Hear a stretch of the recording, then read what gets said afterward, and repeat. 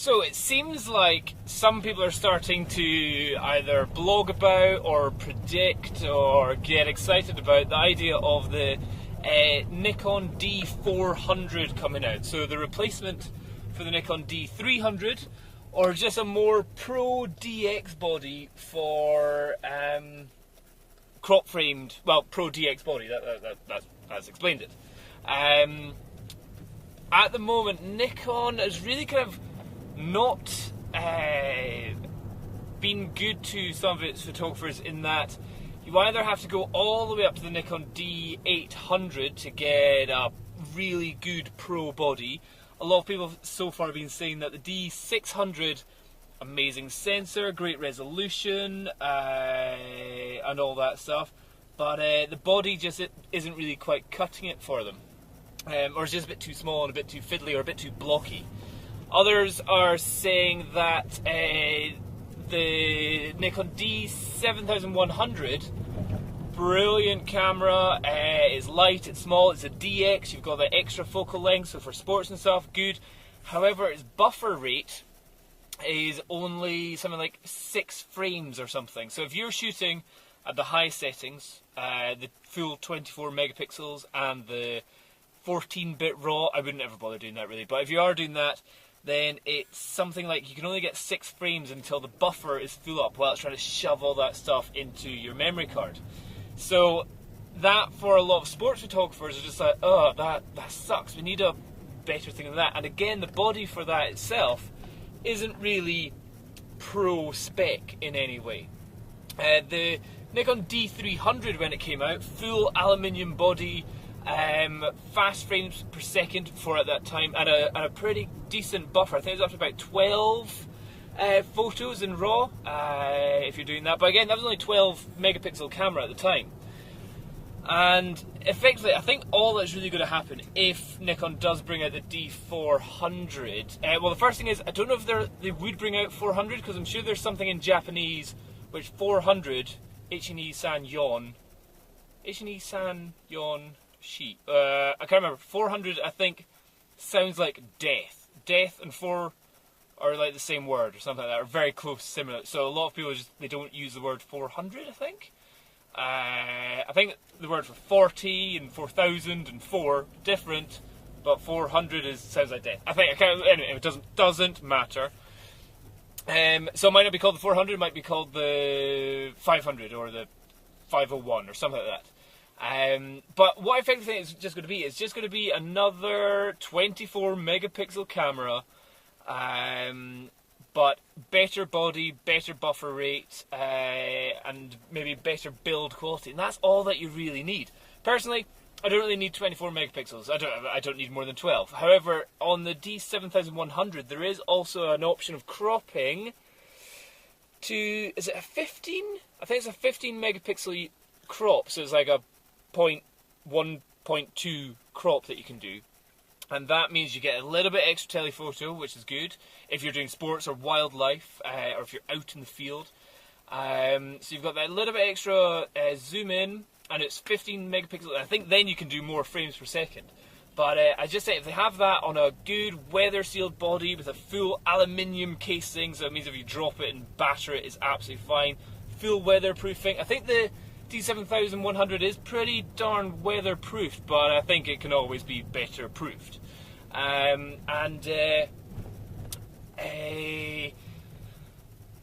in terms of the sensor, like what's coming out of these camera companies just now is so damn good that nobody is really complaining about the quality of the sensor anymore. Before, it was always like every new camera that came out, everyone was like, wow, I can see that that's got better, or wow, the low ISO noise performance is so much better, or oh, the resolution's great.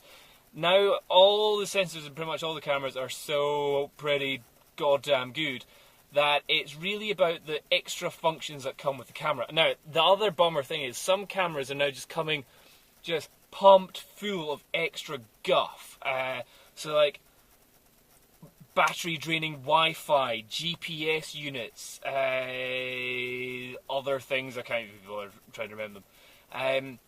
And the only thing about those things is that they drain the battery a little bit more. So I probably wouldn't be using them for 99.9% of anything that I would shoot. The Wi-Fi might be quite handy, but you need something to capture that on. So it means you're also bringing a laptop or an iPad or whatever it is with you all the time for you to just instantly Wi-Fi your images while you're doing the shoot. Or you're Wi-Fi it straight online, but you wouldn't want to do that. You'd want to edit your photos, especially if you're buying a professional camera, so that's not really a situation.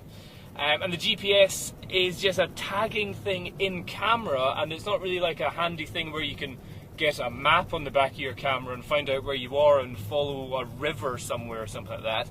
That's why you have your mobile phone, because that can give you a map at least. Video specs, I don't think they're going to bother upgrading them either. The fact that 30 frames a second, Full HD, 60 frames a second at 720p, all the video out guff, they might do that, but generally the fact that you're getting Full HD video with an interchangeable lens camera for under $1,000 or maybe like 1,100 or so, they don't need to do any more. Like if you want super sports camera, you get a GoPro Hero 3 and you can do at least 60 frames Full HD.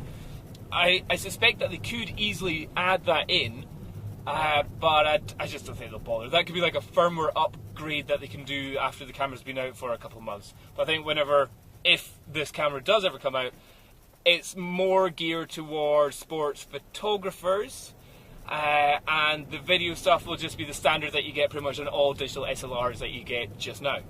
So buffer rate, build quality, frames per second, extra in-camera cropping, telephoto, zoom and increased bufferability is pretty much all that we're really going to see as the big upgrades for a camera, which is still total speculation.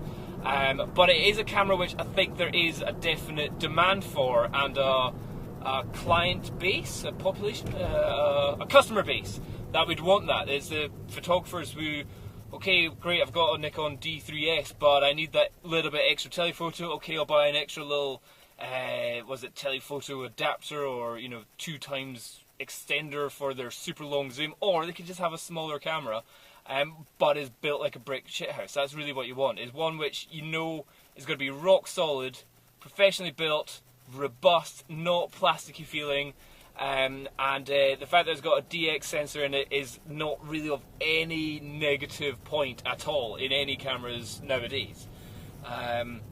In the past, you bought a full frame one because, great, it gave you better low light performance. But now, high density pixel sensors are just as good as your kind of top of the range full frame ones. And you usually have cheaper lenses, and you get less crap around the corners. Like if you're using a full frame lens on a full frame camera, you're more likely to have distortion,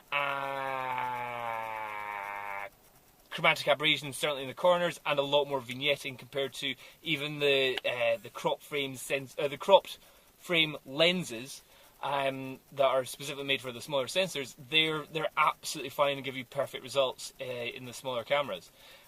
So yeah, I certainly hope it does come out. I certainly hope the Nikon D400 does come out, or 401, or whatever it's going to be called. And I think if Nikon plays its cards right, it doesn't really need to do that much. It doesn't really need to innovate that much. It just needs to give what people want, which is a robust camera which can do what they want it to do. And pretty much they've got all the technology out there already, and they can easily fit it into a Nikon D300 style body. And I think people will be really going for that camera and not having to think, oh, do I go for a D7100 or do I get a D600 and be a bit disappointed, or this and that. But that's just my ideas, that's just my thoughts. Maybe I'll be completely proved wrong in a couple of months, or whenever something comes out. But let me know what you think. Put your comments down below, and tell me what other things that you'd hope for. But also explain why.